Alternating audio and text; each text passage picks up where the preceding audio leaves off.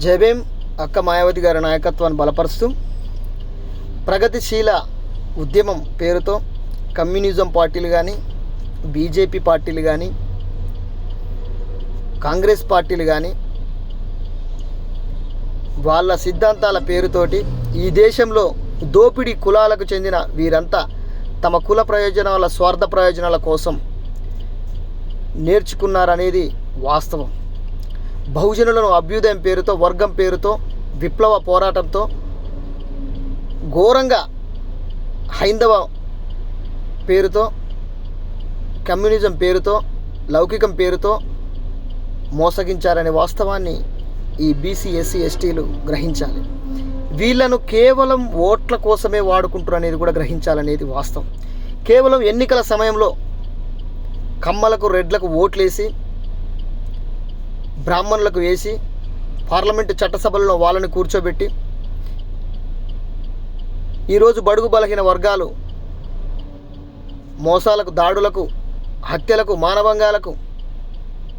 నిన్న జరిగినటువంటి పహల్గాం దాడులలో చూసుకున్నటువంటి ఏ వర్గాలైతే అక్కడ ప్రాణాలు విడిచారో అనేది కూడా గ్రహిస్తూనే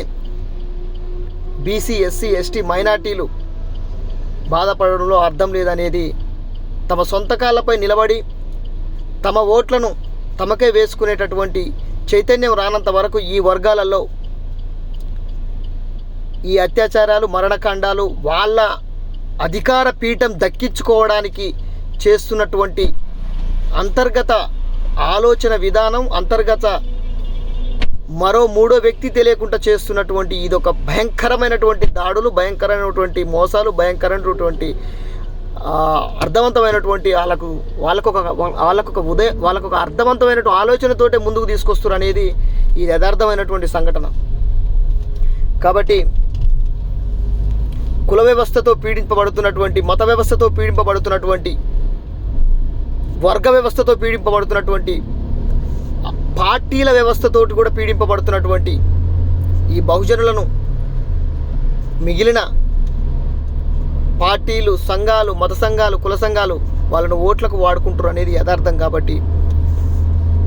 ఈ దేశంలో బాబాసాహెబ్ అంబేద్కర్ కానీ, మాన్యవర్ కాంశీరామ్ గారు కానీ,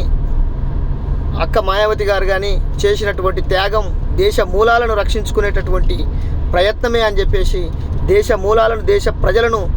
రక్షించుకోవడానికి వాళ్ళు చేసినటువంటి త్యాగాల మీద నిలబడ్డటువంటి బహుజన్ సమాజ్ పార్టీని రక్షించుకొని మరి ఏనుగు గుర్తును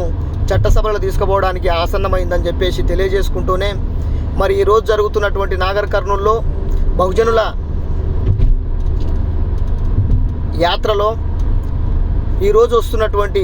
జాతీయ కోఆర్డినేటర్ రామ్జీ గౌతమ్ గారిని స్వాగతించుకొని అతనిచ్చేటటువంటి తెలంగాణ రాష్ట్రంలో దిశానిర్దేశ ఉపదేశాలను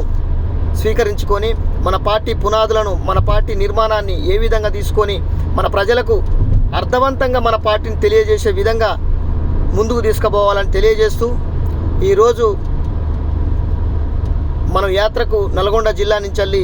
బయలుదేరడం అవుతుంది. కాబట్టి ప్రతి ఒక్కరు ఆ విజయవంతం చేయాలని ఆ యాత్రను ప్రతి ఒక్కరూ, మన రాష్ట్ర అధ్యక్షులు రామ్జీ గౌతమ్ గారు, మంద ప్రభాకర్ గారు, ప్రతి ఒక్కరూ వాళ్ళు ఇచ్చేటటువంటి ఆదేశాలను తీసుకొని మన పార్టీ భవిష్యత్తును కాపాడాలని చెప్పేసి కోరుకుంటూనే జై భీమ్, జై భారత్, జై బీఎస్పీ.